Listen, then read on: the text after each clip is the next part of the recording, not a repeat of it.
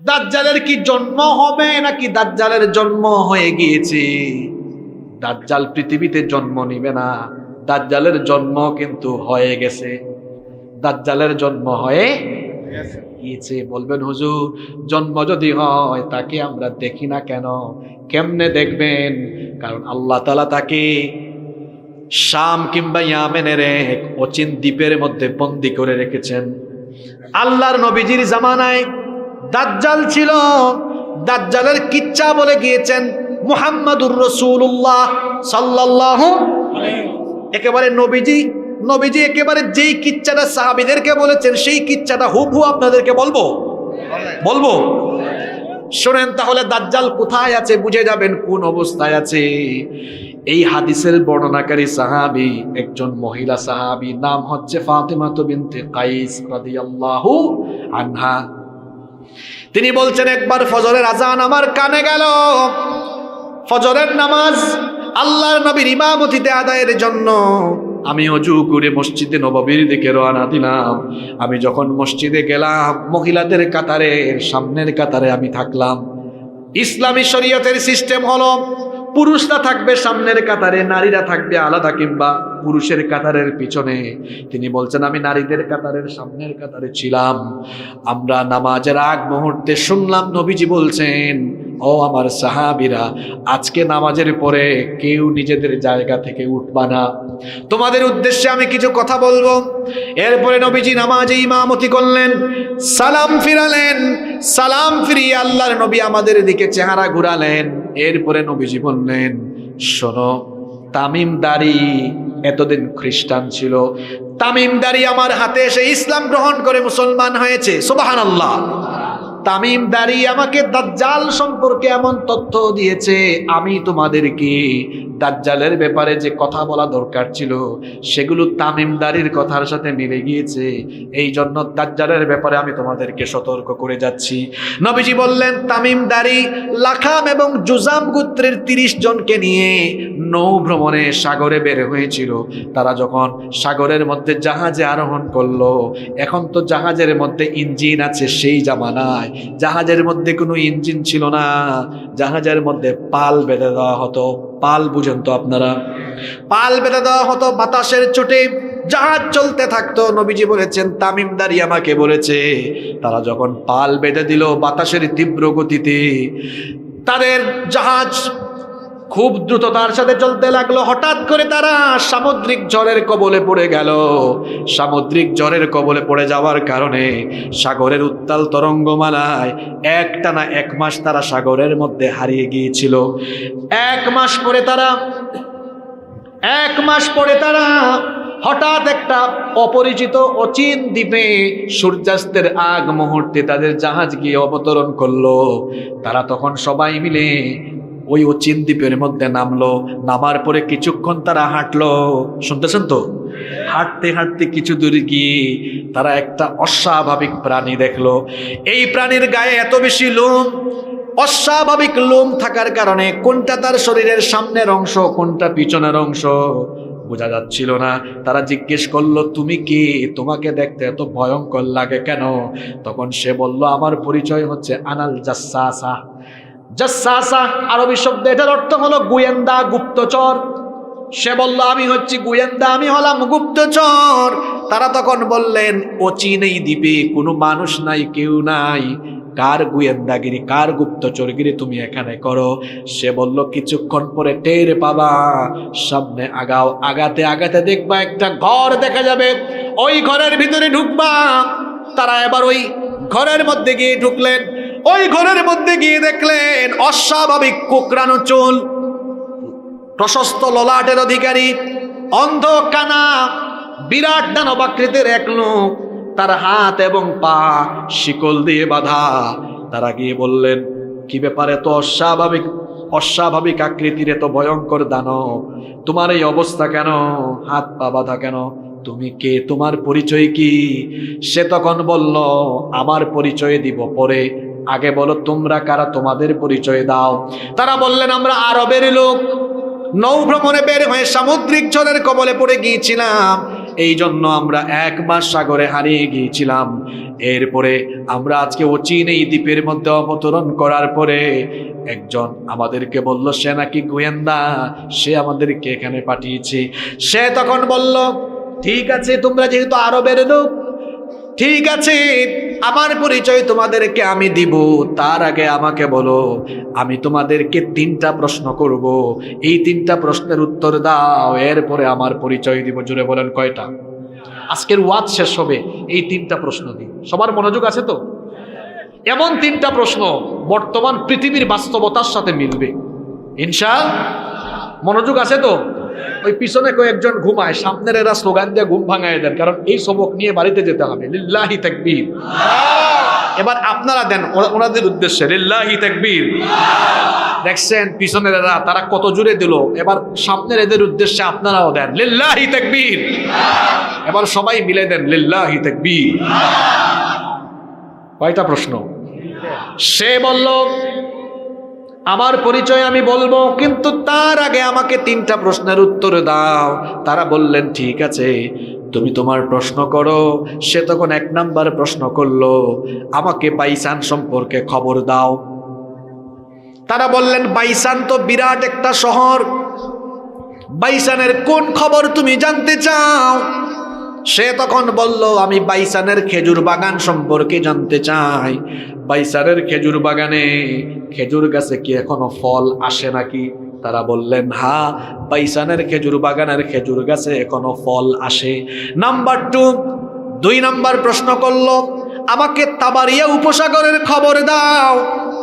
তারা বলল তাবারিয়া উপসাগরের কোন খবর জানতে চাও? সে বলল তাবারিয়া উপসাগরে পানি আছে নাকি পানিগুলো শুকায় গেছে? তখন তারা বললেন তাবারিয়া উপসাগরে এখনো পানি আছে। সে তখন বলল ঠিক আছে সর্বশেষ প্রশ্ন হলো জুগারের ঝর্ণার খবর আমাকে দাও। জুগারকে চিনেন? আগে জুগার হচ্ছে লূত আলাইহিস সালামের মেয়ে। তিনি যেখানে ইন্তেকাল করেছেন সেখানে তার কবর হয়েছে, কবরের পাশে একটা ঝর্ণা, ওই ঝর্ণার নাম হয়ে গেছে তার মেয়ের নামে জুগারের ঝর্ণা। তারা বললেন জুগারের ঝর্ণার কোন খবর তুমি জানতে চাও? সে বলল জুগারের ঝর্ণা, ওই ঝর্ণায় কি পানি আছে নাকি পানি শুকিয়ে গিয়েছে? তারা বললেন হ্যাঁ পানি এখনো আছে, ওই পানি দিয়ে মানুষ এখনো চাষাবাদ করে। সে তখন বলল আমি আমার 3টা প্রশ্নের উত্তর পেয়ে গিয়েছি। তারা বললেন 3টা প্রশ্ন করেছো, 3টা প্রশ্নের উত্তর দিলাম, এবার তোমার পরিচয় বলো। সে তখন বলল আমার পরিচয় হলো আনা মাসিহুদ দাজ্জাল, আমি হচ্ছি দাজ্জাল। তারা তখন বললেন তো তুমি এই অচিন দ্বীপে কি করো? শোনেন মহাসাগরের মধ্যে এমন এমন কিছু জায়গা আছে, এই যে আকাশের মধ্যে উড়োজাহাজ চলে, প্লেন চলে, বিমান চলে, বিমানেরও কিন্তু চলার জন্য একটা ম্যাপ আছে, ওই রুট ম্যাপ দেখে দেখে পাইলটরা বিমান চালায়। মহাসাগরের সকল জায়গার উপর দিয়ে প্লেনগুলো অতিক্রম করে না, কারণ মহাসাগরের এমন কিছু ভয়াবহ জায়গা আছে, ওই জায়গা দিয়ে বিমান অতিক্রম করলে বিমান নিখোঁজ হয়ে যায়। আবার সাগরের মধ্যে যে জাহাজ চলে, পৃথিবীর 90% ব্যবসা জাহাজের মাধ্যমে চলে।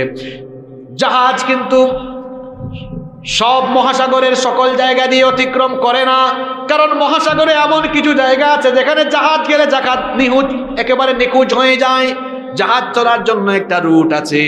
দাজ্জাল বলল আমাকে আল্লাহ এমন এক দ্বীপে বন্দি করে রেখেছেন, এখানে কেউ কখনো পৌঁছাতে পারবে না। হয়তো তোমরা এখানে পৌঁছেছো, এখানে কোনো হিকমত আছে। আসলে হিকমত আছে, হিকমত হলো এই ঘটনার মাধ্যমে দাজ্জাল সম্পর্কে আমাদেরকে তথ্য দেওয়া। সুবহানাল্লাহ। তখন তারা বললেন তো তুমি এখানে করো কি? তুমি কখন দুনিয়াতে আসবে? কখন তোমার আত্মপ্রকাশ ঘটবে? দাজ্জাল তখন বলল যে 3টা প্রশ্ন করেছি ওই 3টা প্রশ্নের উত্তরের মধ্যে আমি দাজ্জাল দুনিয়াতে আসার আলামত আছে। তারা বললেন বুঝলাম না, একটু বুঝায় বলো। 3টা প্রশ্ন ছিল, হয়তো কেউ কেউ মনে রাখছেন, অনেকে ভুলে গেছেন। শোনেন, প্রথম প্রশ্ন করেছিল বাইসানের খেজুর বাগানের খবর দাও। তারা বলেছিলেন বাইসান, কি বলেছি? গুগলের মধ্যে আপনারা সার্চ করবেন, যুবক ভাইরা আজকে বাড়িতে গিয়ে ইউটিউবে দেখবেন, গুগল ম্যাপে দেখবেন যে এই নামে পৃথিবীতে জায়গা আছে কিনা। বাস্তব হওয়া দরকার, ঠিক না? তারা বললেন বাইসানের খেজুর বাগানে খেজুর গাছ থেকে ফল আসে। দাজ্জাল বলল যেই দিন যেই দিন বাইসানের খেজুর বাগানে সকল খেজুর গাছ মরে যাবে, বাইসানের খেজুর বাগানে যখন বাইসানের মূল খেজুরের গাছ থাকবে না, তখন আমি দাজ্জাল দুনিয়ায় গিয়ে ফিতনা ছড়াবো। বাইসানের খেজুর বাগানে যখন খেজুর থাকবে, আজকে বাড়িতে গিয়ে গুগল শরীফ বুঝেন তো আপনারা, গুগলে সার্চ করবেন হোয়াট ইজ বাইসান, বাইসান কি এবং বাইসান কোথায় অবস্থিত, তারপরে বাইসানের খেজুর বাগানের খেজুর গাছগুলো কোন জায়গা থেকে আনা হয়েছে, সব পরে দেখবেন, ইউটিউবেও দেখবেন। বাইসানের খেজুর বাগানে বর্তমানে বাইসানের মূল খেজুর গাছ একটাও নাই। বাইসান ছিল ফিলিস্তিনের জায়গা, এটাকে ইহুদিরা দখল করে ফেলেছে। এখন বর্তমানে ইহুদিরা ওই জায়গাকে দখল করে ফেলেছে এবং ইহুদিরা বাইসানে মরক্কো থেকে কিছু খেজুর গাছ এনে লাগিয়েছে। তাহলে আমাকে উত্তর দেন, বাইসানের খেজুর বাগানের মূল খেজুর গাছ আছে? জোরে আছে? বাস্তববাদ শুনে যান, দাজ্জাল যে আপনার ঘরের দরজায় এসে কোরআন নাড়ছে, কিছুদিন পর নাড়ছে, তা আপনিই টের পাবেন। সে বলল অচিরেই বাইসানের খেজুর বাগানের কোনো খেজুর গাছে ফল আসবে না, তখন আমি দাজ্জালের আগমন হবে। 2 নম্বর বলেছিলাম তাবারিয়া উপসাগরের কি অবস্থা, তোমরা বলেছো তাবারিয়া উপসাগরে পানি আছে। তাবারিয়া উপসাগরের পানি যখন শুকায় যাবে, তখন আমি দাজ্জাল দুনিয়ায় আসব। তাবারিয়া উপসাগর, এটাকে দেখবেন ইউটিউব বা গুগলে সার্চ করলে, এটাকে এখন বলা হয় sea of Galilee. Sea of, এটা পানি তারা ফিলিস্তিনদেরকে দেয়।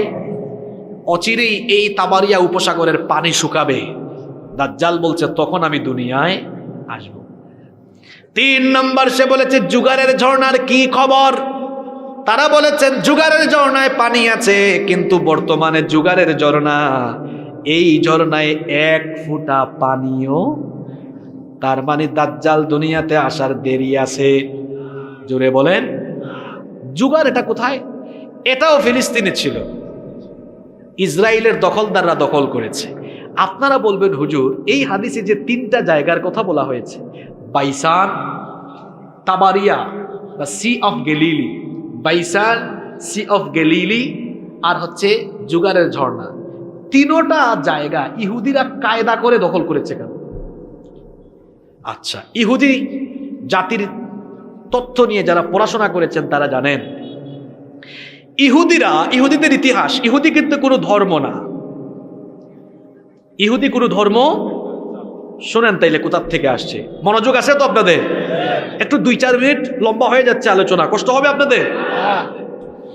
ইহুদিরা মূলত ছিল বনি ইসরাইল, বনি ইব্রাহিম আলাইহিস সালাম, আমাদের জাতির পিতা ইব্রাহিম আলাইহিস সালামের 2 জন স্ত্রী থেকে 2টা বংশধারা পৃথিবীতে প্রসিদ্ধ হয়েছে। কয়জন স্ত্রী? উনার একজন স্ত্রী হচ্ছেন হাজের বা হাজেরা। সন্তান হওয়ার পরে তার উনার বউ এবং সন্তানকে রেখে আসলেন কোথায়? মক্কায়।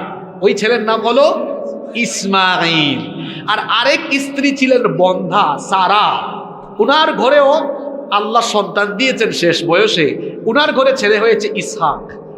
এবং তারা ছিলেন তখন ফিলিস্তিনকে, ওখানে বলা হতো তখন কেনান অঞ্চল, ফিলিস্তিন। সারার গর্ভ থেকে আসলেন ইসহাক। ইসহাকের ছেলের নাম ইয়াকুব। ইসহাকের ছেলের নাম ইয়াকুব আলাইহিস সালামের উপাধি ছিল ইসরাইল। কি ছিল? ইহুদিরা তাদের স্টেটের নাম রেখেছে ইসরাইল। এই ইসরাইল এটা ছিল ইয়াকুব নবীর উপাধি, এটার অর্থ হলো আল্লাহর বান্দা। ইয়াকুব নবীর ছিল 12টা ছেলে। কয়টা ছেলে? 10 ছেলে এক ঘরের আর 2 ছেলে আরেক ঘরের। ওই 2 জনের মধ্যে একজন ছিলেন ইউসুফ আর একজন হচ্ছে বিনিয়ামিন, আর বাকি 10 ভাই আরেক ঘরের। ওই ইয়াকুব নবীকে বলা হয় ইসরাইল বা ইসরাইল, আর তার সন্তানদেরকে বলা হয় বনি ইসরাইল। বনি ইসরাইল মানে হচ্ছে ইসরাইলের সন্তানগণ বা ইয়াকুব নবীর সন্তানগণ। এই 12 ছেলের মধ্যে এক ছেলের নাম ছিল ইয়াহুদা। এক ছেলের নাম ছিল কি? ইয়াহুদা। এই ইয়াহুদার বংশ থেকে পৃথিবীতে এক পর্যায়ে ইহুদি জাতির উদ্ভব হয়েছে। এটা কোনো মূলত ধর্ম না। এই ইহুদিরা শেষ নবীর এই ইহুদিরা তাদের মাসিহের অপেক্ষায় ছিল, তারা তাদের মাসিহকে চিনতে পারে নাই, তারা তাদের মাসিহকে হত্যা করেছে। আর খ্রিস্টানরা আর ইহুদিরা তারা মনে করেছে ঈসা নবীকে তারা মেরে ফেলেছে। আর আল্লাহ কোরআনে বলেছেন ঈসা নবীকে তারা শুলে চড়াতে পারে নাই, বরং ঈসা নবীর সুরত আল্লাহ আরেকজনকে দিয়েছেন, আর ওই লোককে তারা শুলে চড়িয়েছে। ইহুদি খ্রিস্টানরা আছে মিসা নিয়ে, আমরা আছি ঈসা নিয়ে। ইহুদি খ্রিস্টানরা আছে কি নিয়ে? মিস্টার মিসা নিয়ে, আর আমরা আছি ঈসা নিয়ে। ঈসা আলাইহিস সালাম মারা যান নাই, তাকে আল্লাহ আকাশে উঠায় রেখেছেন। কারণ ঈসা নবী দোয়া করেছিলেন, আল্লাহ আমাকে শেষ নবীর উম্মত বানিও। আল্লাহ তার দোয়া কবুল করেছেন। এজন্য আখিরি জামানায় দাজ্জালকে হত্যার জন্য আল্লাহ তাআলা ঈসা আলাইহিস সালামকে পাঠাবেন। সুবহানাল্লাহ। তো শুনেন, এই তিনটা জায়গায় ইহুদিরা দখল করেছে কেন জানেন? ইহুদিদের বিশ্বাস যে এই তিন জায়গার আলামতের সাথে দাজ্জালের আত্মপ্রকাশ সম্পর্কিত। তারা মনে করে দাজ্জাল তাদের ইমাম, ইহুদিরা মনে করে দাজ্জাল তাদের ইমাম, এবং তারা মনে করে এই দাজ্জাল আসলে তারা গোটা পৃথিবীর নেতৃত্ব পেয়ে যাবে, তারা গোটা পৃথিবী শাসন করবে। এটা তাদের স্বপ্ন। এই স্বপ্ন দুঃস্বপ্ন থেকে যাবে, কারণ এই দাজ্জালকে হত্যা করার জন্য আল্লাহ ইমাম মাহদী এবং ঈসা আলাইহিস সালামকে পাঠাবেন। আল্লাহু আকবার। আপনাদের কষ্ট হচ্ছে? 10-15 মিনিট থাকা যাবে না ইনশাআল্লাহ? কিচ্ছা তো শেষ হয় নাই এখনো। তো সে বলল, এই তিনটা প্রশ্নের উত্তর দিয়ে সে তার কি করলো? পৃথিবীতে আগমনের কথা জানালো। এবার এরা বললেন, তুমি পৃথিবীতে গিয়ে কতদিন থাকবা? কানা দাজ্জাল তখন বলল, পৃথিবীতে আমার অবস্থানের সময় হবে 40 দিন। জুড়ে বলেন কতদিন? আস্তে বলবেন না, জুড়ে বলেন কতদিন? 40 দিন। তবে আমার প্রথম দিন হবে 1 বছরের সমান, প্রথম দিন হবে 1 বছরের সমান, দ্বিতীয় দিন হবে 1 মাসের সমান, তৃতীয় দিন হবে 1 সপ্তাহের সমান, আর বাদ বাকি 37 দিন হবে স্বাভাবিক দিনের মতো। সাহাবীরা বললেন, ওগো আল্লাহর নবী, দাজ্জালের প্রথম দিনটা যদি 1 বছরের সমান হয়, তাহলে এত নামাজ আমরা কিভাবে পড়ব? নবীজি বললেন, অনুমান করে করে, ওয়াক্তগুলো অনুমান করে করে তোমরা নামাজ আদায় করে নিও। দাজ্জাল পৃথিবীতে আসার পর গোটা দুনিয়ায় ফিতনা চালাবে, কিন্তু 3টা জায়গায় যেতে পারবে না, 2টা জায়গায় যেতে পারবে না। একটা হলো মক্কা, আর একটা হলো মদিনা। মক্কায় যখন ঢুকতে চাইবে ফেরেশতা ভাগায়া দিবে, মদিনায় যখন ঢুকতে চাইবে ফেরেশতা ভাগায়া দিবে। এই দাজ্জাল দুনিয়াতে এসে গোটা দুনিয়ায় ফিতনা চালাবে। দাজ্জালের সৈন্য হবে মোট 70,000। জুড়ে বলেন কত হাজার? 70,000 ইহুদি সৈন্য থাকবে, আর কিছু অজ্ঞ জাহেল মহিলা থাকবে। এই দাজ্জাল গোটা দুনিয়ায় যখন ফিতনা চালাবে, দাজ্জালকে হত্যা করার জন্য আল্লাহ তাআলা সাইয়েদনা ঈসা আলাইহিস সালামকে পাঠাবেন। কেমনে পাঠাবেন শুনেন। ইমাম মাহদী আলাইহিস সালাম, ঈসা নবী যে মসজিদে আসবেন, মসজিদটাও কিন্তু রেডি হয়ে আছে। শুনেন, হাদিস থেকে বলছি, আল্লাহর নবী বলেছেন, ফজরের নামাজের সময় ইমাম মাহদী সিরিয়ার দামেস্কের পূর্ব দিকের সাদা গম্বুজওয়ালা একটা মসজিদ, ওই মসজিদে ইমাম মাহদী নামাজে ইমামতির জন্য যখন দাঁড়াবেন, ঠিক ওই সময়ে নামাজের দাঁড়ানোর ঠিক আগ মুহূর্তে 2 জন ফেরেশতার ডানার উপরে ভর করে সিরিয়ার দামেস্কের সাদা গম্বুজওয়ালা ওই মসজিদের মধ্যে ঈসা আলাইহিস সালাম অবতরণ করবেন। সুবহানাল্লাহ। ইমাম মাহদী দেখেই চিনে ফেলবেন, দেখেই বলবেন, আহলান ওয়া সাহলান, আসেন, আপনার অপেক্ষায় আমরা ছিলাম, আপনি নামাজের ইমামতির জায়গায় দাঁড়ান। ইমাম মাহদী যখন এই কথা বলবেন, ঈসা আলাইহিস সালাম তখন বলবেন, না, আপনি ইমাম, আপনি হচ্ছেন গোটা দুনিয়ার মুসলমানদের খলিফা, আপনি ইমামতি করেন, আমি মুক্তাদি হব। নামাজ আরম্ভ হয়ে যাবে। ওইদিকে দাজ্জাল তার 70,000 ইহুদি বাহিনী নিয়ে ইমাম মাহদীকে হত্যার জন্য সিরিয়ায় আসতে থাকবে। আস্তে আস্তে ওই সাদা গম্বুজওয়ালা মসজিদের বাহিরে চলে আসবে। দাজ্জাল তো আর জানে না, তার যমদূত হয়ে দুনিয়াতে ইতিমধ্যে চলে এসেছেন ঈসা ইবনে মারইয়াম। সুবহানাল্লাহ। নামাজের শেষে ঈসা আলাইহিস সালাম বক্তব্য দিবেন, বলবেন, নামাজের শেষে ঈসা আলাইহিস সালাম বক্তব্য দিবেন। ঈসা আলাইহিস সালাম বলবেন, সবাই প্রস্তুত হও, দাজ্জালকে আর দুনিয়ায় রাখা হবে না, এই দাজ্জালকে হত্যা করার জন্য আল্লাহ আমাকে পাঠিয়েছেন, রেডি হও। এমন সময় দেখা যাবে দাজ্জাল তার বাহিনী নিয়ে মসজিদের বাহিরে ঘেরাও করে ফেলেছে। ঠিক সেই সময় ঈসা আলাইহিস সালাম বের হবেন। ইমানদার কখনো অস্ত্র শস্ত্রকে ভয় পায় না। ইমানদারদের অন্তরে কেবল একজনের ভয় আছে, তিনি কি? ঈসা আলাইহিস সালাম বের হবেন মসজিদ থেকে। দাজ্জাল যখন ঈসা আলাইহিস সালামকে দেখবে, হাদিসে এসেছে, নবীজি বলেছেন, লবণ যেমন পানিতে গলে যায় ঠিক তেমনি ভাবে ঈসা আলাইহিস সালামকে দেখে দাজ্জালও গলে যাওয়ার মতো অবস্থা হবে। কিসের আর যুদ্ধ? দাজ্জাল তখন ঈসা নবীকে দেখে পালাতে থাকবে। ঈসা নবী দাজ্জালকে ধরার জন্য ঈসা নবী এবার ঈসা আলাইহিস সালাম তাকে ধাওয়া করতে থাকবেন। ধাওয়া করতে করতে করতে করতে করতে করতে তাকে গিয়ে ফিলিস্তিনের লুদ শহরে, এই লুদ ছিল ফিলিস্তিনের শহর, দখলদার ইহুদিরা এই শহরটাকেও দখল করে ফেলেছে। লুদ সিটি, ইউটিউবে গুগলে সার্চ করবেন লুদ সিটি, এটা দখল করে ফেলেছে এখন কারা? ইহুদিরা। আসলে ছিল ফিলিস্তিনের জায়গা, দখল করেছে এখন ইসরাইল। ওই লুদ শহরের কাছে নিয়ে যাবেন, বাবেলুদের কাছে গিয়ে ঈসা আলাইহিস সালাম তার বর্ষা দিয়ে দাজ্জালকে তিনি সেখানে কতল করবেন। আল্লাহু আকবার। একটু আগে যে বলেছি ফিলিস্তিন হবে আগামী দুনিয়ার মূল ক্যারেক্টার, মূল চরিত্র। আখিরি জামানায় যা হবে সব ফিলিস্তিনকে কেন্দ্র করে হবে। এখানেই মাহদি, এখানেই দাজ্জাল, এখানেই ঈসা আলাইহিস সালাম, এখানেই দাজ্জালের মৃত্যু। এটাই হবে গোটা দুনিয়া শাসন পরিচালনার হেড অফিস। সুবহানাল্লাহ। দাজ্জাল শেষ। দাজ্জালের 70,000 ইহুদি বাহিনীর অবস্থা কি হবে?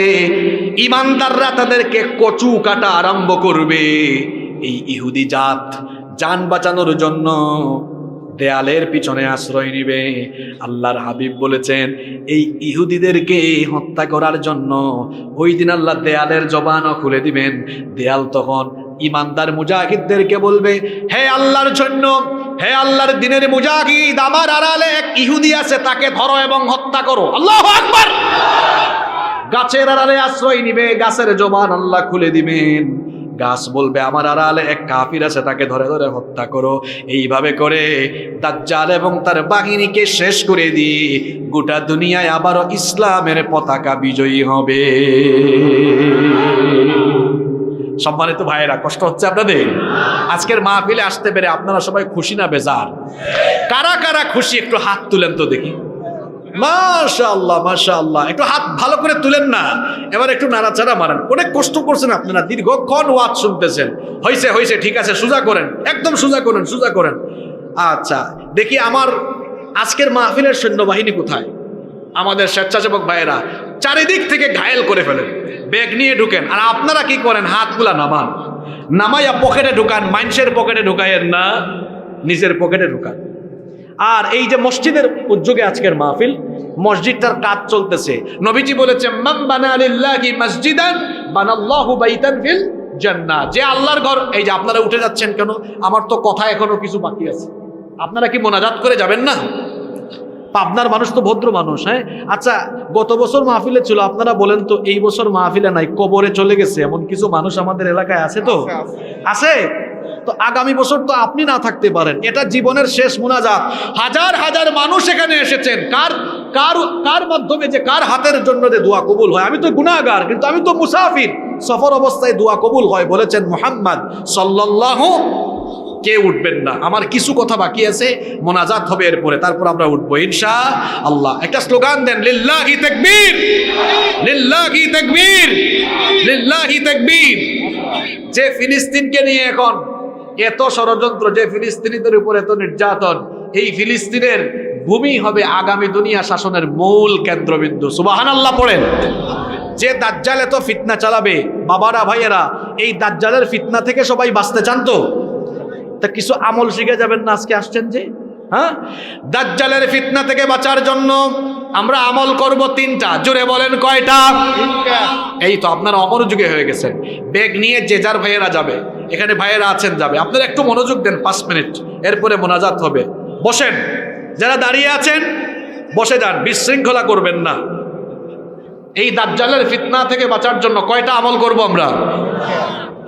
দাজ্জালের ফিতনা থেকে বাঁচার জন্য 3টা আমল করবেন। নাম্বার 1, দাজ্জাল যেহেতু নিজেকে রব বলে দাবি করবে, এজন্য রবের পরিচয়গুলো ভালোভাবে জেনে নেবেন। রবের পরিচয় জানার জন্য তার অনেকগুলো গুণবাচক নাম আছে। যেমন আল্লাহর নাম হচ্ছে রহমান, আল্লাহর নাম হচ্ছে রহিম, আল্লাহর নাম হচ্ছে করিম, আল্লাহর নাম হচ্ছে সত্তার, আল্লাহর নাম হচ্ছে গফফার। এইরকম আল্লাহর 99টা নাম আছে। গুণবাচক নামগুলো জানবেন আর আল্লাহর দিন সম্পর্কে জানবেন, তাহলে দাজ্জালের ফিতনায় ফেলতে পারবে। দাজ্জালের ফিতনা থেকে বাঁচার জন্য 2 নাম্বার আমল করবেন। প্রত্যেক দিন, প্রত্যেক জুমার দিনে সূরা কাহাফ তিলাওয়াত করবেন। সূরা কাহাফের প্রথম 10 আয়াত এবং শেষ 10টা আয়াত মুখস্থ করবেন। আল্লাহর নবী বলেছেন, জুমার দিনে যারা সূরা কাহাফ তিলাওয়াত করবে, আল্লাহ তাআলা তাদেরকে দাজ্জালের ফিতনা থেকে বাঁচায়া দিবেন। 3 নাম্বার হচ্ছে, যখন আপনারা নামাজ আদায় করেন, নামাজে আমরা শেষ বৈঠকে তাশাহুদ পড়ি, দুরুদ পড়ি, দুআয়ে মাসুরা পড়ি। আল্লাহর নবী বলেছেন, দুআয়ে মাসুরার পরে 4টা বিষয় থেকে আল্লাহর কাছে আশ্রয় চাও। জুড়ে বলেন কয়টা?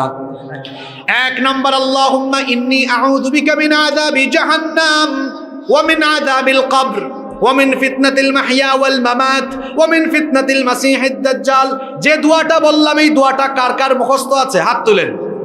এই যে এখন যারা বিশৃঙ্খলা করছে, শেষ ভালো যার, সব ভালো তার, এগুলো বিশৃঙ্খলা, উঠাউঠি করা, শয়তান কি নিচের থেকে চুলকাচুলকি করে, গুতাগুতি করে। আমি হাসিবুর রহমান এই পাবনায় মাহফিলে এসেছি, বাসায় যেতে পারবো কিনা জানি না, রোড অ্যাক্সিডেন্ট করে মরে যেতে পারি। আপনি রওনা দিয়েছেন, বাড়িতে যেতে পারবেন কিনা এখানেই গজবে শেষ হয়ে যেতে পারেন। যে গুনাহ করেছেন, এই গুনার জন্য কি 10 মিনিট বসে কাঁদতে মন চায় না? শয়তান কি ভেতরকে এত কালো বানিয়ে দিয়েছে? কয়টা আমল বলছি? 3 এবং সর্বশেষ আমল বলছি। নবীজি বলেছেন, নামাজে তাশাহুদ, দুরুদ এবং দুআয়ে মাসুরার পরে এই দোয়াটা পড়ো আর 4টা বিষয় থেকে আশ্রয় চাও। আল্লাহুম্মা ইন্নী আউযু বিকা মিন আযাবি জাহান্নাম ওয়া মিন আযাবিল কবর ওয়া মিন ফিতনাতিল মাহইয়া ওয়াল মামাত ওয়া মিন ফিতনাতিল মাসীহিদ দাজ্জাল। এই দোয়াটা কে কে পারেন মুখস্থ? দেখি হাত তুলেন। অনেক কম। ফেনী, নোয়াখালী, লক্ষ্মীপুর এই প্রশ্ন করলে 100 জনের মধ্যে 90 জন হাত তুলে। পাবনার মানুষ এই দোয়াটা মুখস্থ করলেন না। এই দেখেন, আমল নাই, আমলের দিকে আমরা নাই। মাহফিল হলে দেখা যায়, মাহফিলে বসলে কথা শুনবে, আমল ভালো হবে, জাহান্নাম থেকে বাঁচার অনেক কথা শুনবে। মাহফিলে নাই, আছে কোথায়? মেলায়। এই মেলায় ভেলায় আমাদের সময় চলে গেল। এই দোয়াটা মুখস্থ করবেন। সবাই পারবেন?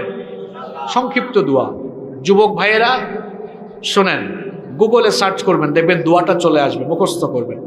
যারা পারেন আমার সঙ্গে বলেন, যারা পারেন কি সবাই বলেন, বলেন আল্লাহুম্মা, জোরে বলেন আল্লাহুম্মা ইন্নী আউযু বিকা মিন আযাবি জাহান্নাম ওয়া মিন আযাবিল কবর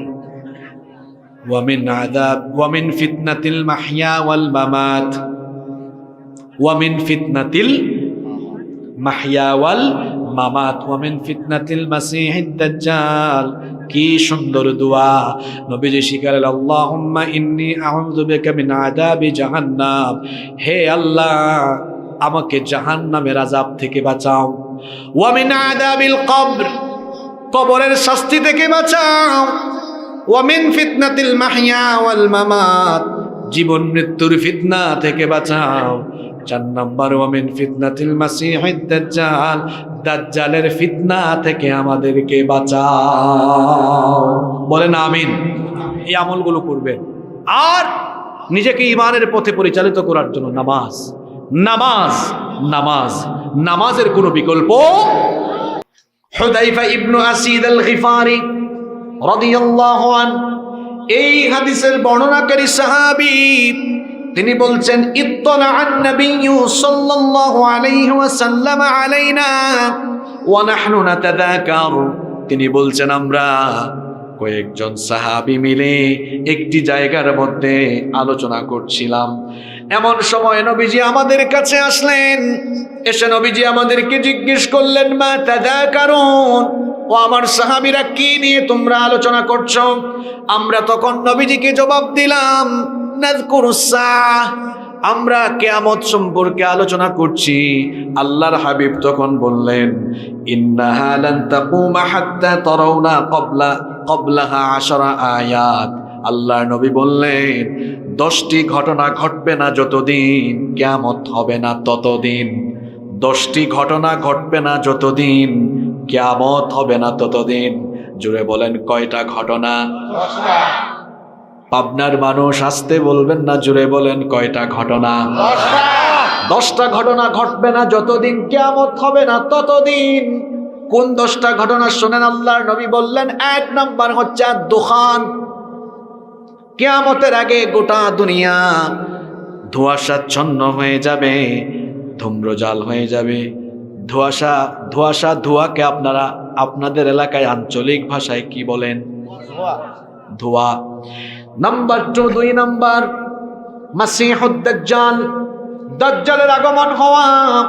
3 নাম্বার হচ্ছে ওয়াদাব্বা,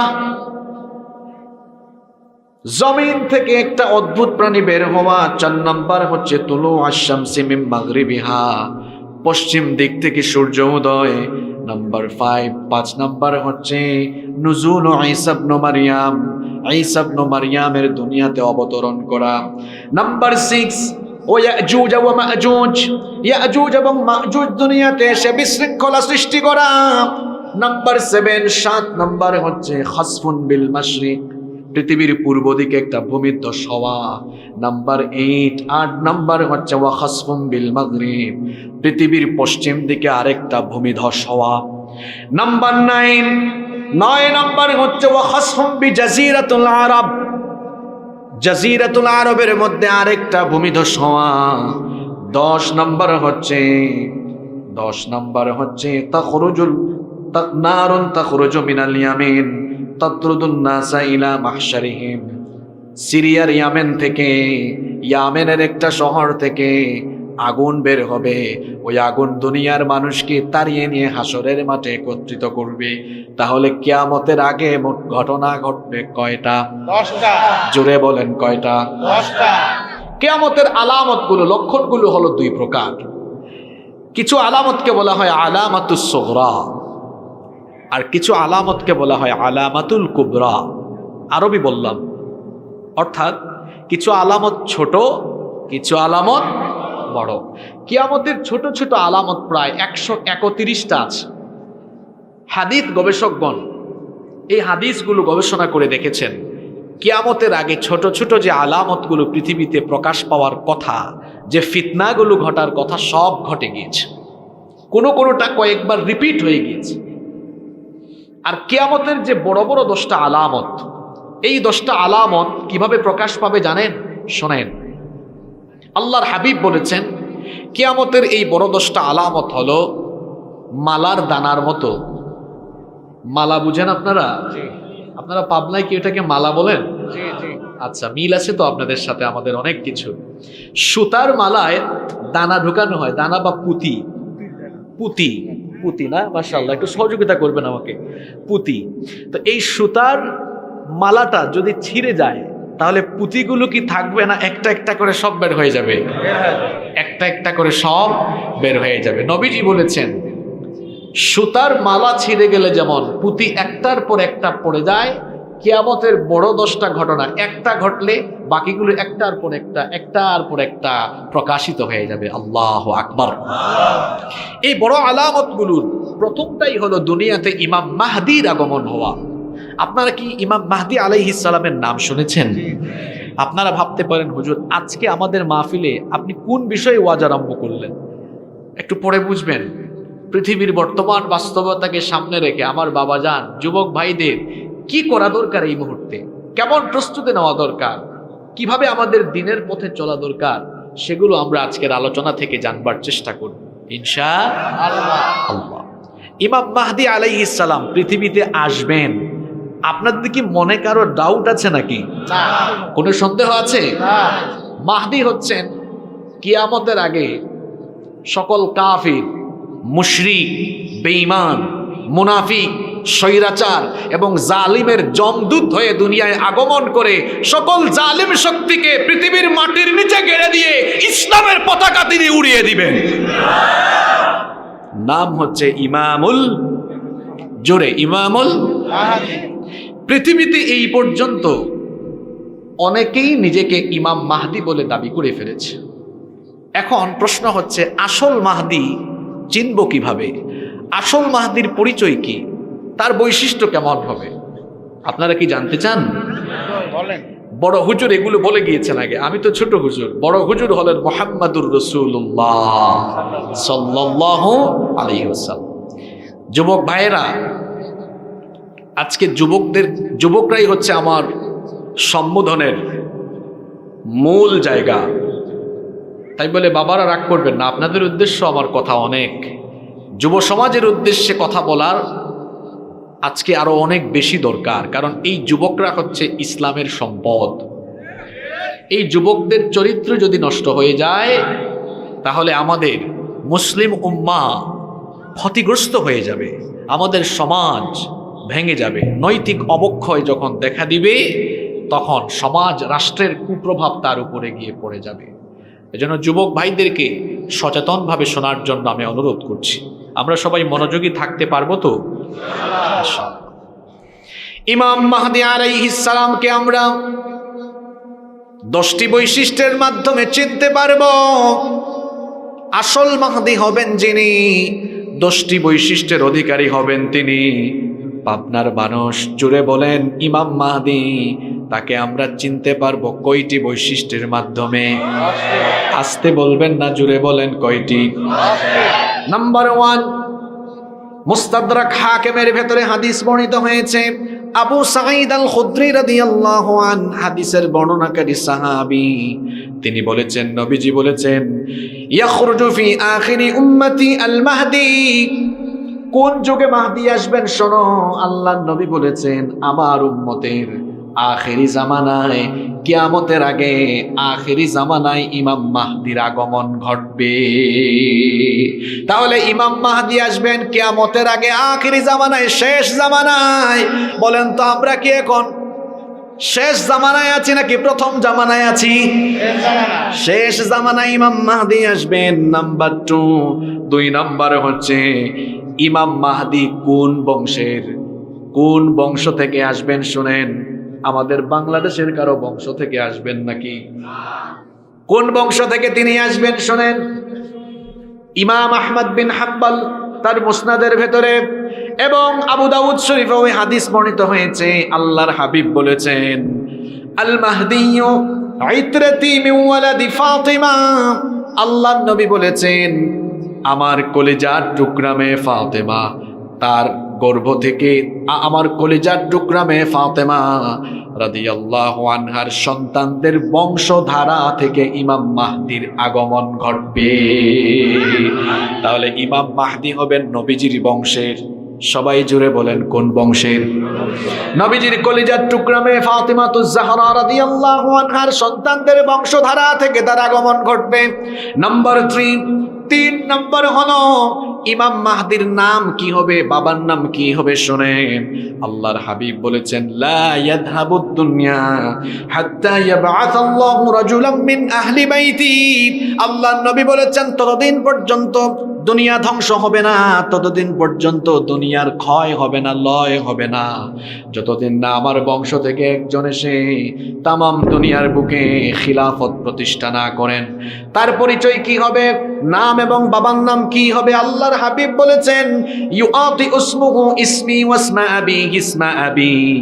তার নাম হবে আমার নামে, তার বাবার নাম হবে আমার বাবার নামে। আমার নাম হচ্ছে মুহাম্মদ, আমার নাম হচ্ছে আহমদ। মাহদি হয়ে যিনি আসবেন তার নামও হবে মুহাম্মদ, তার নামও হবে আহমদ। সবাই বলেন তো দেখি নবীজির বাবার নাম কি? আস্তে বলবেন না, জোরে বলেন, নবীজির বাবার নাম কি? আল্লাহর নবী বলেছেন, ওয়াসমা আবি হিসমা আবি। মাহদি হবেন তিনি, আমার বাবার নামও আব্দুল্লাহ, তার বাবার নামও হবে আব্দুল্লাহ। অর্থাৎ কিয়ামতের আগে ইমাম মাহদি হয়ে যিনি আসবেন তার নাম হচ্ছে মুহাম্মদ বিন আব্দুল্লাহ। সুবহানাল্লাহ পড়বেন না? মাহদি হচ্ছে তার নাম, তার লকব, তার উপাধি। মাহদি আরবি শব্দ, যার অর্থ হচ্ছে সুপথ প্রাপ্ত, হেদায়াত প্রাপ্ত। তিনি মানুষকে হিদায়াতের পথে পরিচালিত করবেন। সুবহানাল্লাহ। সুবহানাল্লাহ। কয়টা বললাম? 3টা। কয়টা? আপনার কি মনে রাখতে পারছেন না? পাবনার মানুষ তো রাষ্ট্রপতি হয়ে গিয়েছেন, ডেপুটি স্পিকার হয়ে গিয়েছেন, হ্যাঁ, গোটা বাংলাদেশ আপনাদের নিয়ন্ত্রণে এখন। কিন্তু আপনারা যদি মনে রাখতে না পারেন, এটা তো শরমের ব্যাপার, লজ্জার ব্যাপার।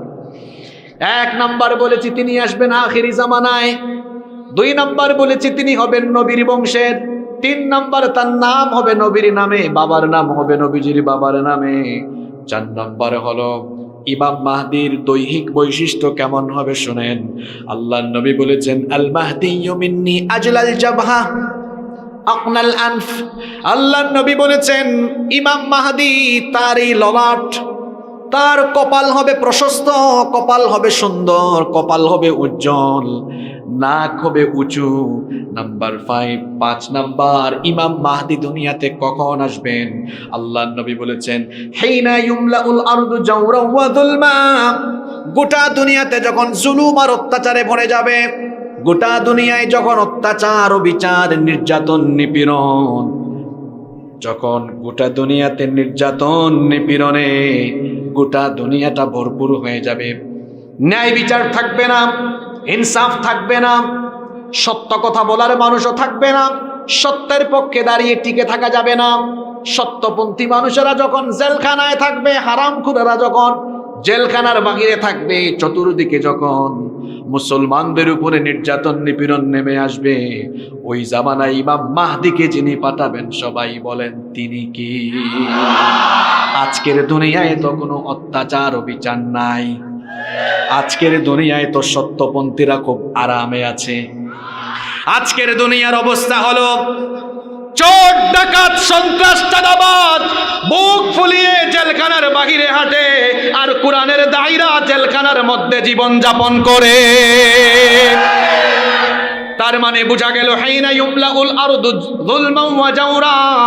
গোটা দুনিয়াতে যখন জুলুম চলবে, মুসলিমদের পক্ষ হয়ে জালিমদেরকে খতম করার জন্য যাকে আল্লাহ পাঠাবেন তার নাম ইমাম।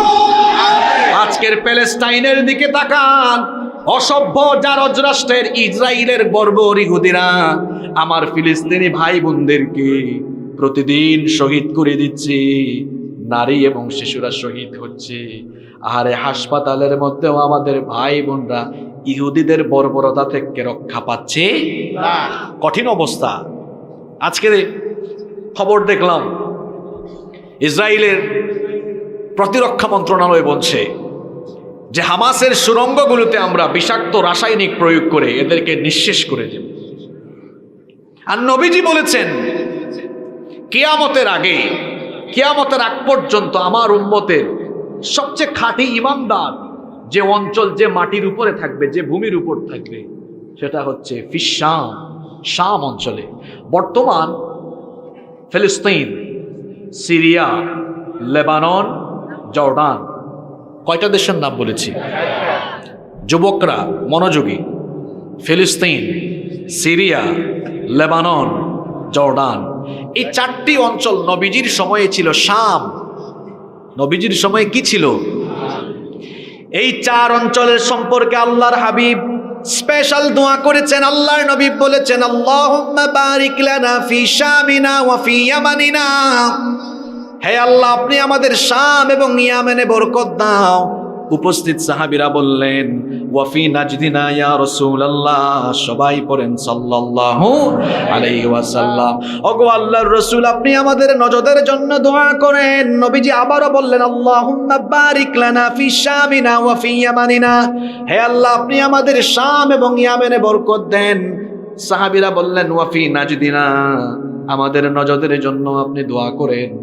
নবীজি আবারও বললেন, আল্লাহুম্মা বারিক লানা ফি শামিনা ওয়া ফি ইয়ামানিনা। হে আল্লাহ, আপনি আমাদের শাম এবং ইয়ামেনের মধ্যে বরকত দেন। নবীজি বরকতের দোয়া করলেন কয়বার? জোরে বলেন কয়বার? সাহাবারা বললেন, ওগো আল্লাহর হাবিব, কেন আপনি আমাদের নজদের জন্য দোয়া করছেন না? নবীজি বললেন, হুনাকা জালাজিল ওয়াল ফিতানু ফি আখিরিজ জামান। হুনাকা জালাজিল ওয়াল ফিতানু ওয়া ফিহি কারনুশ শাইতান। আল্লাহর হাবিব বললেন, শোনো, নজদের জন্য এজন্য দোয়া করলাম না, শেষ জামানায় কিয়ামতের আগে এই নজদের মধ্যে ভয়াবহ ভূমিকম্প হবে, ফিতনা ছড়াবে, অশ্লীলতা, অসভ্যতা, শয়তানি কাজ ছড়াবে। আপনারা বলবেন, হুজুর নজদ আবার কোন অঞ্চল? মুহাদ্দিসগণ নজদ দ্বারা দুইটা অঞ্চলকে উদ্দেশ্য করেছেন। হয় এটা দ্বারা ইরাকের নজদ উদ্দেশ্য, আবার আরবিতে সৌদি আরবের হিজাজের উঁচু ভূমিকেও নজদ বলা হয়। ১৫০০ বছর আগে নবীজি কি কথা বলে গেলেন? বললেন, আখেরি জামানায় এইসব অঞ্চলে অশ্লীলতা, বেহায়াপনা, নোংরামি ছড়াবে। আজকের সৌদি আরবে তাকায় দেখেন, হালাল নাইট ক্লাব চালু হয়ে গিয়েছে, সিনেমা হল চালু হয়ে গিয়েছে, অশ্লীলতা, বেহায়াপনা চালু হয়ে গিয়েছে। তার মানে কিয়ামত নিকটবর্তী হয়ে গিয়েছে। বরকতের দোয়া করেছেন আল্লাহর নবী শামের ব্যাপারে। কেন? ফিলিস্তিনের এই মুজাহিদদের জন্য আল্লাহর নবী কেন দোয়া করেছেন শুনেন। আল্লাহর নবী বলেছেন, লা তাজালু তাইফাতুম মিন উম্মতি ইউকাতিলুনা আলাল হক যাহিরিনা ইলা ইয়াউমিল কিয়ামাহ। আমার উম্মতের একদল লোক কিয়ামত পর্যন্ত হকের উপরে লড়াই করতে থাকবে। গোটা দুনিয়া তাদের বিরোধিতা করে, তাদের বিরুদ্ধে যদি ঐক্যবদ্ধ হয়ে যায় তাও অসুবিধা নাই, ওই মুজাহিদদেরকে আমি আল্লাহ সহযোগিতা করে বিজয় দান করব। সাহাবীরা বললেন, নবীজি কোন অঞ্চলের ব্যাপারে বলছেন? নবীজি বললেন, আহলুশ শাম, শাম অঞ্চলের উম্মতদের ব্যাপারে বলছি। ফিলিস্তিন সম্পর্কে ভালোভাবে যুবকরা জেনে নাও, ফিলিস্তিনের ভূমি হচ্ছে আরদুল মাহশারি ওয়াল মানশার, এটাই হবে কিয়ামতের মাঠ। আল্লাহর হাবিব বলেছেন, এই ভূমিকে কেন্দ্র করে আখিরি জামানায় সবকিছু ঘটবে। এই ফিলিস্তিনে এসেছেন হাজার হাজার নবী রাসূল, এখানে এসেছেন সাইয়েদনা ইব্রাহিম আলাইহিস সালাম, এখানে এসেছেন সাইয়েদনা ইসহাক, এখানে এসেছেন সাইয়েদনা ইয়াকুব আলাইহিস সালাম, এখানে এসেছেন সাইয়েদনা দাউদ আলাইহিস সালাম, এখানে এসেছেন তার ছেলে সুলাইমান আলাইহিস সালাম, এখানে এসেছেন মুসা নবী, এখানে এসেছেন ঈসা নবী, এখানে আসবেন মাহদি, এখানে আসবে দাজ্জাল, এখানে মরবে দাজ্জাল, এখানে আসবেন আবার শেষ জামানায় ঈসা। সুবহানাল্লাহ। ফিলিস্তিনে অবস্থিত মসজিদে আকসা, এটা ছিল আমাদের আগের কিবলা। ফিলিস্তিনের এই ভূমিকে আল্লাহর নবী বরকতময় ভূমি বলেছেন। আল্লাহ তাআলা কোরআনে 5 জায়গায় ফিলিস্তিনের ভূমিকে বরকতময় ভূমি বলেছেন। আল্লাহু আকবার। তারা বলছে শেষ করে দিবে, আর আল্লাহর হাবিব বলেছেন কিয়ামত পর্যন্ত এরা হকের উপরে টিকে থাকবে, আর এদেরকে আল্লাহ বিজয় দিবেন। সুবহানাল্লাহ। ফিলিস্তিনিদের ঈমান আর আমাদের ঈমান একরকম নয়। আল্লাহর নবী বলেছেন, আখিরি জামানায় যখন তামাম দুনিয়ায় ফিতনা ছড়িয়ে যাবে, ঈমান দেখতে চাইলে ফিলিস্তিনের দিকে তাকাবে। সুবহানাল্লাহ কইতে মন চায় না? আজকে আমি ফেসবুকে দেখেছি, ফিলিস্তিনের এক বাবা তার মেয়েকে শেখাচ্ছে যে, মা, যখন তুমি বোমার আওয়াজ শুনবা তখন তুমি উল্লাস করবা। যেমন আমরা অনেক সময় আনন্দিত হলে হেই হুই অনেক উল্লাস করি না? উল্লাস করি। তো ফিলিস্তিনের এক বাবা তার মেয়েকে বলছে যে, মা, তুমি যখন কোনো বোমা হামলা, বোমার আওয়াজ শুনবা, উল্লাস করবা। ছোটবেলা থেকে শিক্ষা দিচ্ছে। ওই সময়ে বোমা পড়ছে চতুর্দিকে, তো বাপ বলছে লিল্লাহি তাকবীর, মেয়ে বলছে আল্লাহু আকবার, মানে তারা খুব খুশি। আমি দেখলাম আর চোখের পানি ছাড়লাম, কি জাতের ঈমান! এই বোমা তো তার ঘরের উপরেও পড়তে পারে, খুশি কেন? আল্লাহু আকবার বলছে কেন? কারণ তারা জানে এই মৃত্যু সাধারণ মৃত্যু নয়। কাফিরদের হাতে ইসলামের পক্ষে মরা মানেই হচ্ছে শাহাদাতের সুধা পান করা। আল্লাহু আকবার। তাদের ঈমান আর আমাদের ঈমান একরকম নয়। আমাদের ঈমান পয়সার কাছে বিক্রি হয়ে যায়, আমাদের ঈমান নেতা নেত্রীদের কাছে বিক্রি হয়ে যায়, আর ফিলিস্তিনিদের ঈমান বুলেটে, বোমায়, মিসাইলের কাছে বিক্রি হয় না। তারা ঈমানের জন্য জীবন দিতে জানে, আপোষ করতে জানে না।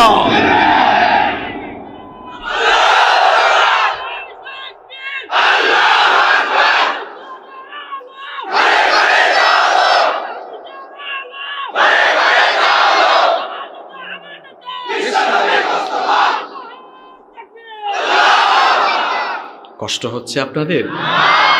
আমরা কার পরিচয় জানি বলছিলাম? ইমাম মাহদি আলাইহিস সালামের 10টা বৈশিষ্ট্য বলছিলাম, তার মধ্যে 5 নাম্বার বলছিলাম হাইনা ইউমলাউল আরদু, যুলমান ওয়া জাওরান, যখন গোটা দুনিয়া জুলুম অত্যাচারে ভরে যাবে, তখন ইমাম মাহদী আলাইহিস সালাম আসবেন।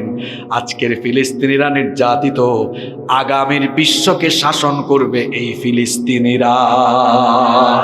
এই যুবকরা শোনেন, আমার বাবাজানরা শোনেন, কি বললাম? আগামীর বিশ্ব শাসন করবে, জোরে বলেন। এটা আবেগী কথা নয়, ওয়াজের মাঠ গরম করা কথা নয় তো এটা। তাহলে বলবেন হুজুর কথার বাস্তবতা কোথায়? বাস্তবতা হলো ইমাম মাহদী সৌদি আরবে আসবেন না। ইমাম মাহদী তিনি আসবেন পূর্ব দিক থেকে, মক্কায় তার প্রকাশ পাবে, এটা একটু পরে বলবো। কিন্তু তিনি যখন গোটা দুনিয়ায় খেলাফত প্রতিষ্ঠা করবেন, খেলাফতের হেডকোয়ার্টার হবে সৌদি আরবে নয়, বাংলাদেশে নয়। কোথায় কোথায় কোথায়?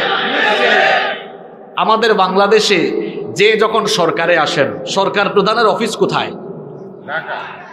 আপনাদের পাবনায় রাষ্ট্রপতি পাইয়া আপনারা কি অফিস আদালত সব পাবনায় নিয়ে আসছেন নাকি? মহামান্য রাষ্ট্রপতির অফিসও কোথায়? তিনি বঙ্গভবনে থাকেন। কোথায়? ঢাকায়। তো ইমাম মাহদী আলাইহিস সালাম তামাম দুনিয়া শাসন করবেন আল্লাহর দ্বীন মতো, কোরআন মতো। আর খেলাফতের হেডকোয়ার্টার কোথায়?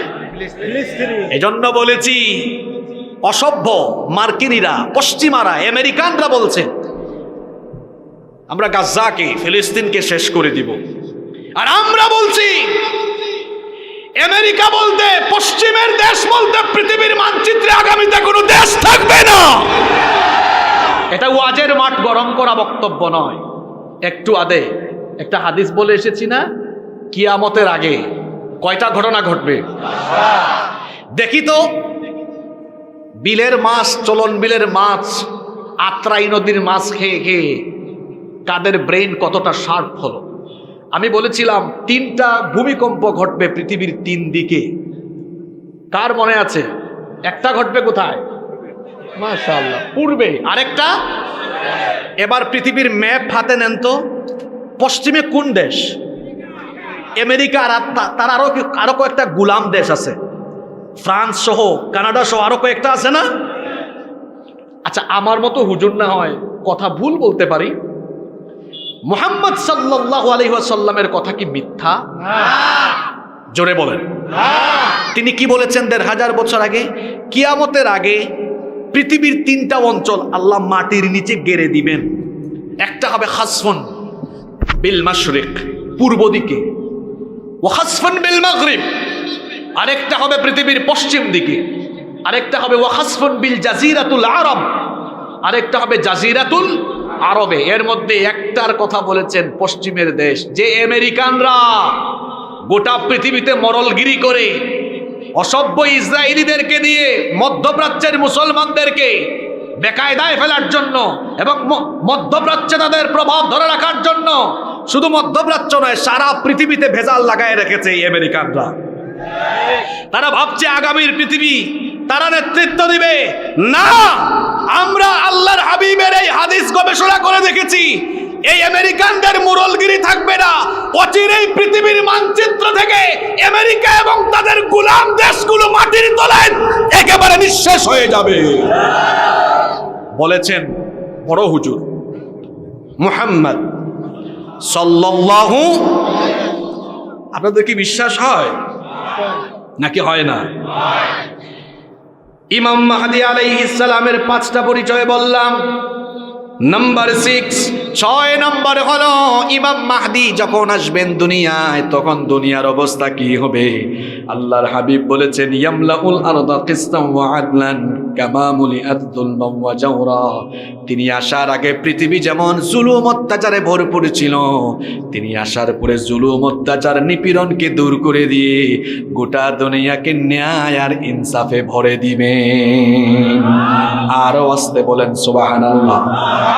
তিনি যখন দুনিয়ায় আসবেন, দুনিয়াতে কেমন রহমত নেমে আসবে শুনেন। আল্লাহর হাবিব বলেছেন ইয়াসকিহিল্লাহুল গায়থ, আসমান থেকে তখন রহমতের বারিধারা নাজিল হবে।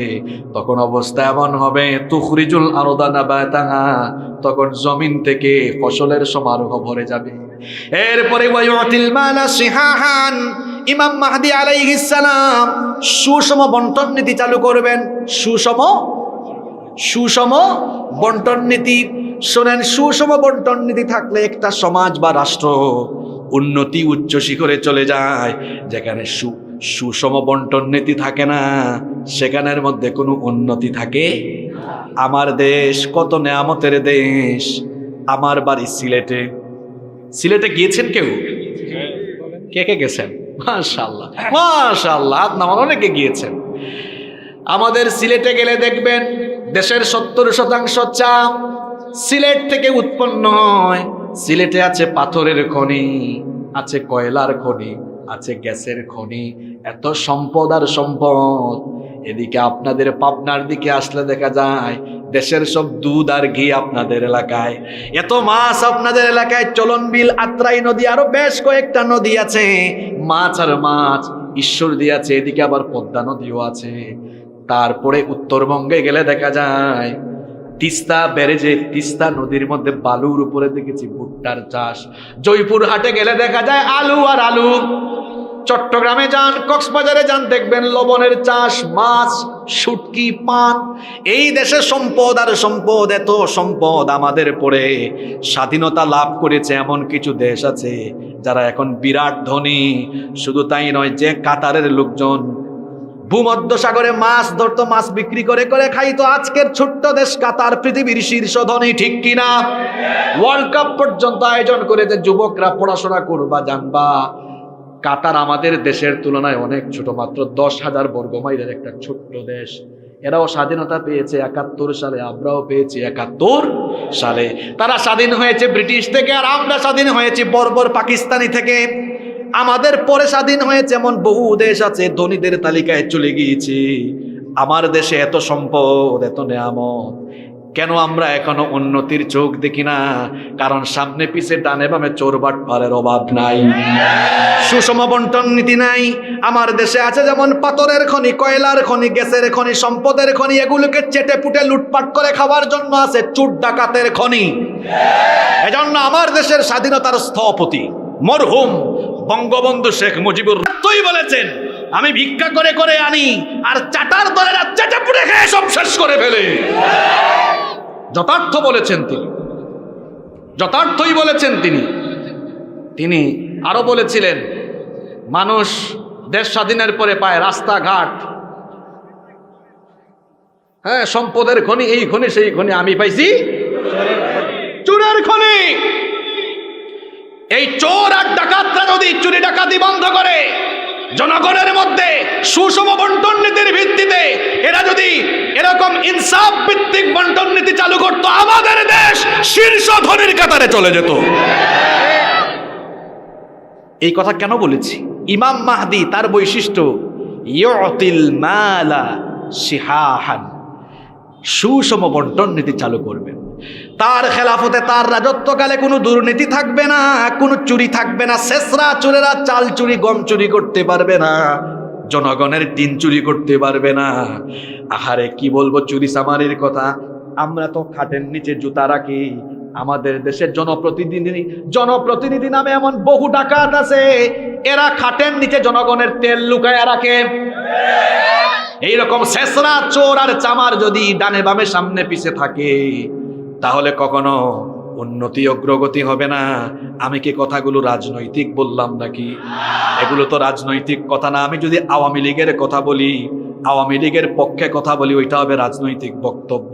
আমি যদি বিএনপির পক্ষে কথা বলি, সেটা হবে রাজনৈতিক বক্তব্য।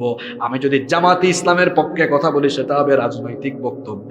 আমি যদি জাতীয় পার্টির পক্ষে কথা বলি, সেটা হবে রাজনৈতিক বক্তব্য। কিন্তু আমি তো চুরের বিরুদ্ধে কথা বলছি, ডাকাতের বিরুদ্ধে কথা বলছি, দুর্নীতিবাজের বিরুদ্ধে কথা বলছি। কারণ চুরের বিরুদ্ধে আল্লাহর কোরআন, ডাকাতের বিরুদ্ধে আল্লাহর কোরআন, সুদখোরের বিপক্ষে আল্লাহর কোরআন। এই জন্য সুদখোরের গায়ে লাগতেই পারে, চোরের গায়ে, ডাকাতের গায়ে লাগতে পারে। এই জন্য হুজুরের কিছু করার নাই, কারণ আল্লাহর কোরআন চোর ডাকাতের বিরুদ্ধে না পক্ষে। জোরে বলেন পক্ষে না বিপক্ষে। তাহলে ইমাম মাহদির সময় ইনসাফ থাকবে, জোরে বলেন কি থাকবে?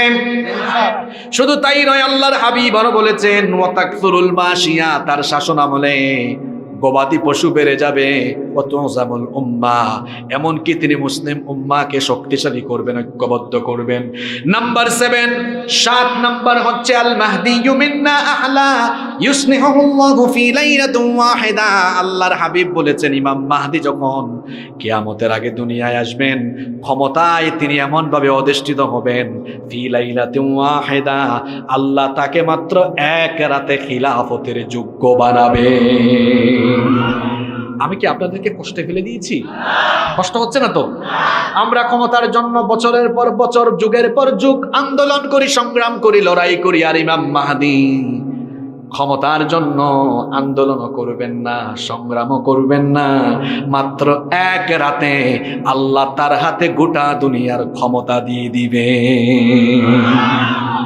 নাম্বার 8 নাম্বার হচ্ছে ইমাম মাহদি যখন আসবেন, মাহদি বিরোধী লোকেরা তখন ঐক্যবদ্ধ, মাহদি বিরোধী লোকেরা ঐক্যবদ্ধ হয়ে ইমাম মাহদিকে হত্যার জন্য সৈন্যবাহিনী পাঠাবে।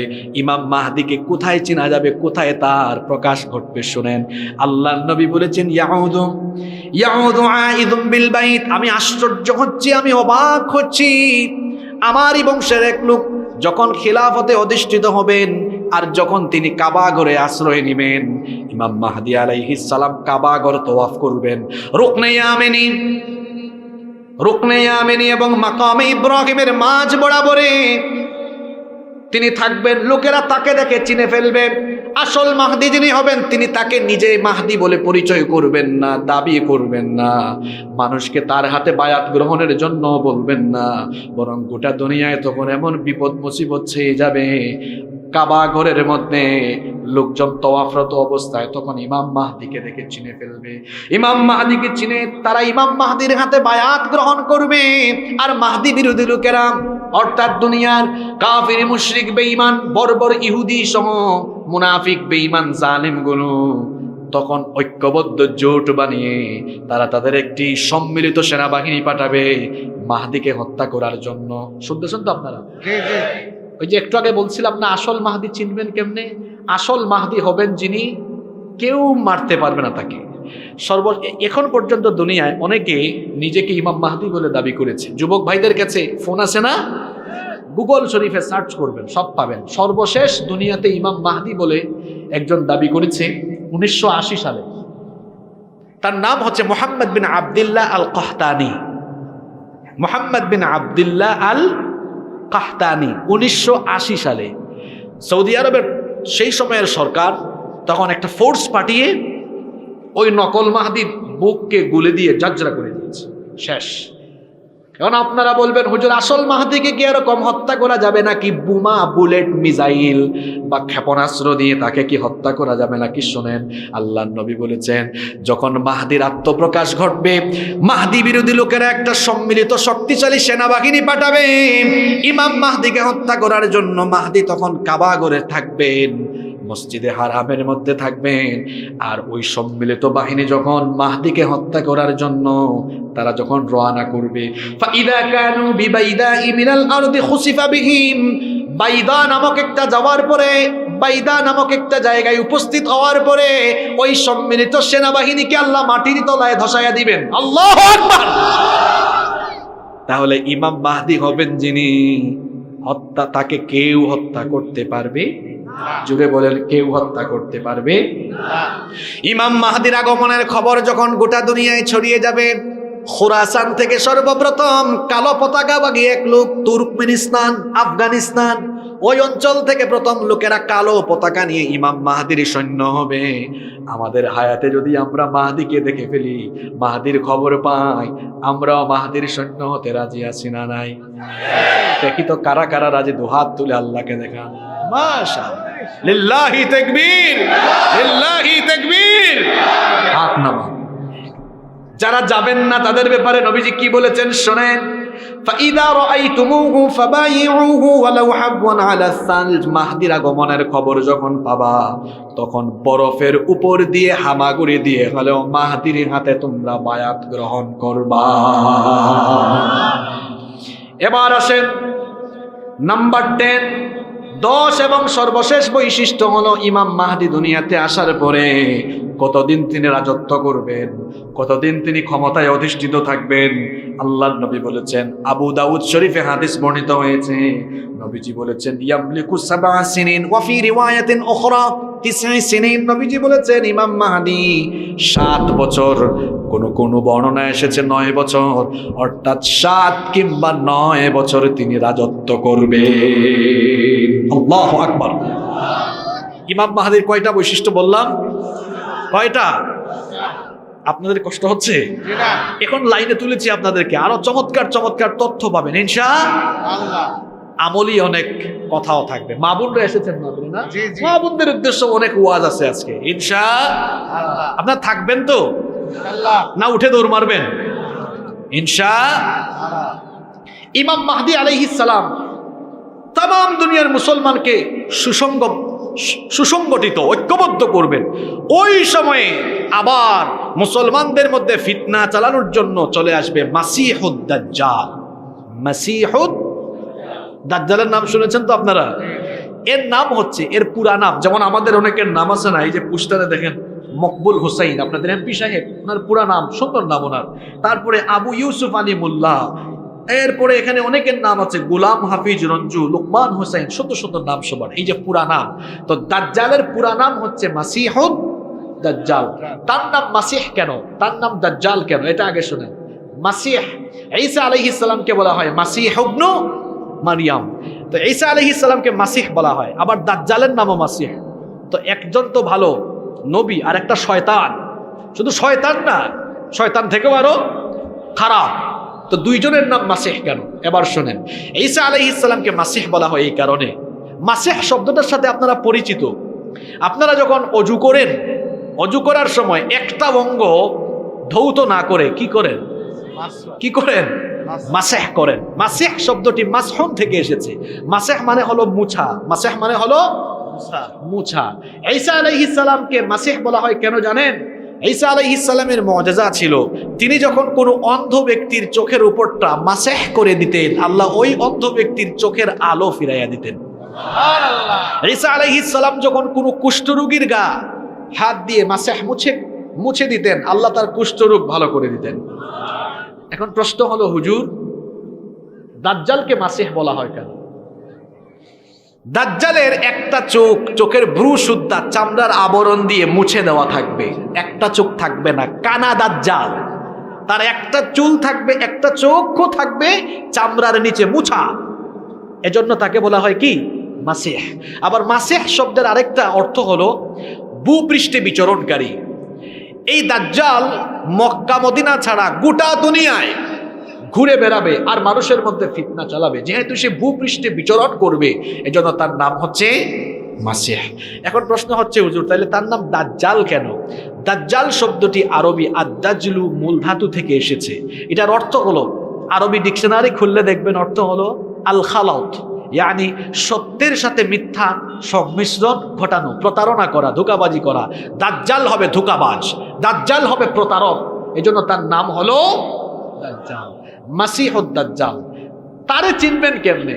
দাজ্জালের পরিচয় বলছে, দাজ্জালের পরিচয় মোট 12টা। কয়টা? ভয় পায় না, এগুলো খুব শর্টলি বলছি। নাম্বার 1, 1 নাম্বার, দাজ্জাল কোন জাতি থেকে হবে? দাজ্জাল কোনো জিন হবে না, ভূত হবে না, দাজ্জাল আসবে মানুষের আকৃতিতে। তাহলে দাজ্জালের 1 নাম্বার পরিচয় জানলাম, দাজ্জাল আসবে কার আকৃতিতে? আসতে বলবেন না, জোরে বলেন, কার আকৃতিতে? মানুষের আকৃতিতে। তবে আমাদের মতো তার বৈশিষ্ট্য হবে না, বরং তার মধ্যে স্বতন্ত্র কিছু বৈশিষ্ট্য থাকবে। কি সেগুলো শুনেন। নাম্বার 2, আল্লাহর হাবিব বলেছেন, আলা ইন্নাল মাসিহাদ দাজ্জাল আওয়ারুল আইন। আল্লাহর নবী বলেছেন, উম্মত সাবধান, দাজ্জালের 1 চোখ হবে কানা, কানা দাজ্জাল 1 চোখ হবে অন্ধ। আর দাজ্জাল নিজেকে রব বলে দাবি করবে, খবরদার দাজ্জালের ফিতনায় পড়ে যেও না, কারণ দাজ্জালের 1 চোখ কানা থাকবে, নিজেকে রব বলবে, তোমরা তার ধোঁকায় পড়ো না, কারণ আমাদের রব যিনি, তিনি অন্ধ নন। আমাদের রব মানুষের মতো নন, মানবীয় সকল গুণাবলীর ঊর্ধ্বে, কত সুন্দর তিনি আমরা জানি না। মাথার উপরের আসমান কত সুন্দর, জমিনটাও কত সুন্দর, এই দুনিয়ার মানুষগুলোও কত সুন্দর। সুন্দর করে সবাইকে যিনি বানালেন, সবাই বলেন তিনি কে? আল্লাহ। যিনি সবাইকে এত সুন্দর করে বানালেন, তিনি যে কত সুন্দর আমরা জানি। এজন্য একজন গজল লিখেছে, গেয়েছে, দুনিয়া সুন্দর, মানুষ সুন্দর, আসমান সুন্দর, জমিন সুন্দর, সুন্দরে সুন্দরে পাল্লা, জানি না কত সুন্দর তুমি আল্লাহ, জানি না কত সুন্দর তুমি আল্লাহ। সুবহানাল্লাহ। এক নাম্বার বললাম দাজ্জাল হবে মানুষের আকৃতির, 2 নাম্বার দাজ্জাল হবে কানা, নাম্বার 3 3 নাম্বার হচ্ছে ইন্নাহু শাবুন কাতাব, দাজ্জাল হবে বিরাট আকৃতির এক যুবক, দানবীয় চেহারা থাকবে। নাম্বার 4 4 নাম্বার হচ্ছে আন্নাহু আহমার, তার গায়ের রং থাকবে লাল, অন্য বর্ণনা এসেছে শুভ্র সাদা রঙের অধিকারী হবে। নাম্বার 5 নাম্বার হচ্ছে আন্নাহু জাদুসার, তার মাথার চুল হবে অস্বাভাবিক কোকড়ানো, অস্বাভাবিক কোকড়ানো চুলের অধিকারী হবে। নাম্বার 6 নাম্বারে হচ্ছে মাকতুবুন বাইনা আইনাইহি কাফির, দাজ্জালের কপালের মধ্যে আরবি 3টা অক্ষর লেখা থাকবে, কাফ ফা র। কি বললাম? কাফ ফা র। 2 রকমের বর্ণনা, কাফ ফা র অথবা কাফির লেখা থাকবে। মোমেন যারা, শিক্ষিত হোক অশিক্ষিত হোক, দাজ্জালের কপালের কাফের লেখা পড়তে পারবে তারা। আপনারা বলবেন হুজুর অশিক্ষিত মানুষ লেখা আবার পড়ে কেমনে? শোনেন আমার ভাইয়েরা, অশিক্ষিত যদি লোকটা মোমেন হয়, দাজ্জালের এই কাফের লেখাটা পড়ার জন্য তার ইমানের অন্তর্দৃষ্টি যিনি খুলে দিবেন তিনি কে? আল্লাহ। কিন্তু কাফির মুশরিক সে যদি শিক্ষিত হয়, দাজ্জালের ওই কপালের কাফির লেখা পড়তে পারবে না, কারণ তার অন্তরের মধ্যে ইমানের নূর থাকবে না, এজন্য তারা পড়তে পারবে না। তাহলে দাজ্জালের 6 নম্বর বৈশিষ্ট্য বললাম, কপালের মধ্যে লেখা থাকবে কাফির, কপালের মধ্যে লেখা থাকবে। নাম্বার 7 নম্বর হচ্ছে আল্লাহর হাবিব বলেছেন দাজ্জাল হবে এমন, আল্লাহর নবী বলেছেন ইন্না মাসিহাদ দাজ্জাল, আল্লাহর হাবিব বলেছেন নিশ্চয়ই দাজ্জাল হবে রজুলুন কসিরুন আফহাজ, দাজ্জাল হবে বেটে। আপনারা আপনাদের এলাকায় বেটে মানুষকে কি বাটি বলেন, বেটে না বাইটটা বলেন? আপনাদের ভাষা খুব সুন্দর, আমাদের সিলেটের আঞ্চলিক ভাষা একটু জটিল। আমরা সিলেটে বেটে মানুষকে বলি তুমি বাট্টি, কি বলি আমরা? দাজ্জাল হবে বেটে এবং সে হবে আফহাজ। আফহাজ মানে কি? আফহাজ হচ্ছে হুয়াল্লাযী ইযা মাশা বা'আদা বাইনা রিজলাইহি কাল মুখতাইন। খতনা করার পর ছেলেরা হাঁটে কেমনে দেখছেন আপনারা? খতনা মুসলমানই দেয় না, ওই খতনা করার পরে, সুন্নতি খতনা করানোর পরে ছেলেরা কেমনে হাঁটে? 2 পা ফাঁক করে ছড়ায়া ছড়ায়া। ওই দিন নোয়াখালী জিজ্ঞেস করলাম আপনারা এটাকে কি বলেন আঞ্চলিক ভাষায়? তাদের ভাষা কি সুন্দর, হ্যাঁ, তারা পানকে বলে হান, পানিকে বলে হানি। আমি তাদের এলাকায় শীতকালে মাহফিলে গিয়েছি একবার, এটা অনেক আগের কথা, যখন নোয়াখালীতে প্রথম গিয়েছি। তো আমাকে এক ভাই, প্রচন্ড কুয়াশা মাহফিলে, খুব শীত, আমাকে এসে একজন ভাই বলছে হুজুর, হুজুর হানি খাইবেন নি, হানি খাইবেন নি? আমি ভাবলাম মনে হয় ভাইজান খুব শিক্ষিত মানুষ, হানি মানে তো কি মধু না? তো ভাবলাম খুব ঠান্ডা শীত পড়েছে, একটু খাইলে একটু পরে ওয়াশ করবো, গলাটাও একটু গরম হবে। বললাম ভাই নিয়ে আসেন প্লিজ। কিছুক্ষণ পর 1 গ্লাস পানি নিয়ে আসছে, কয় হুজুর নেন হানি। আমি বললাম ভাই চাইলাম হানি, দিলেন দেখি পানি। কয় হুজুর আমি তো হানির কথাই কইছি আপনার। অর্থাৎ তারা এই পানিকে তাদের ভাষায় কি বলে? তো নোয়াখালীতে এই যে 2 পা ছড়াইয়া হাঁটলে তারা এটাকে বলে সেগাইয়া সেগাইয়া হাঁটে, সেগাইয়া সেগাইয়া হাঁটা। দাজ্জাল হবে এরকম 2 পা ছড়িয়ে দেওয়া হাঁটবে। যুবকরা হেসো না, অনেক যুবক কিন্তু রাস্তাঘাটে দেখবেন 2 পা ছড়াইয়া ছড়াইয়া হাঁটে। এগুলো দাজ্জালের অনুসারী, এভাবে হাঁটা যাবে না। কেমনে হাঁটতে হবে আল্লাহ শিখিয়েছেন। আল্লাহ বলেছেন ওয়া ইবাদুর রহমানিল্লাযীনা ইয়ামশুনা আলাল আরদি হাওনা রহমানের বান্দারা দুনিয়ায় ভদ্রভাবে বিচরণ করবে, নম্রতার সাথে বিচরণ করবে, অভদ্র হবে না, ভদ্রতার সাথে চলবে। এটা আমাদেরকে শিখিয়েছেন কি? দাজ্জালের 8 নম্বর বৈশিষ্ট্য হলো দাজ্জাল হবে নির্বংশ। আল্লাহর নবী বলেছেন ইন্না মাসিহাদ দাজ্জাল লা ইউলাদু লাহু, তার কোনো ছেলে মেয়ে থাকবে না, সন্তানাদি থাকবে না। নাম্বার 9 নম্বর হচ্ছে আল্লাহর নবী বলেছেন দাজ্জাল হবে বিরাট দানব আকৃতির, দানবের মতো চেহারা। নাম্বার 10 নম্বরে হচ্ছে দাজ্জাল হবে বক্র স্বভাবের। ওই যে আমরা মাঝে মাঝে বলি ঘাড় তেরা গাউরা, দাজ্জাল হবে এরকম ঘাড় তেরা একটু গাউরা টাইপসের লোক। এরপরে নাম্বার 11 নম্বর হলো দাজ্জালের এই কপাল হবে অত্যন্ত প্রশস্ত। 12 নম্বরে হচ্ছে দাজ্জাল তার গলা এবং কাঁধ হবে আরিদুন নাহার, প্রশস্ত হবে।